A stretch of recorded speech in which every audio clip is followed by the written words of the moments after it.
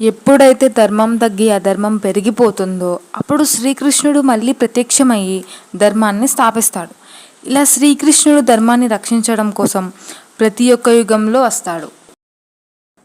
సత్యయుగంలో హంస, మాత్స్య, కుర్మ, వరాహ, నరసింహ అవతారాలలో కనిపిస్తాడు. త్రేతాయుగంలో వామన, పరశురామ, రామచంద్ర అవతారాలలో కనిపిస్తాడు. ద్వాపర యుగంలో శ్రీకృష్ణుడి అవతారంలో మరియు కలియుగంలో బుద్ధ మరియు శ్రీ చైతన్య మహాప్రభు అవతారాలలో కనిపిస్తాడు.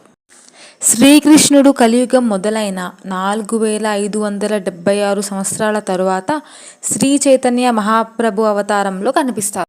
ఇప్పుడు మనం కలియుగం మధ్యలో ఉన్నాం.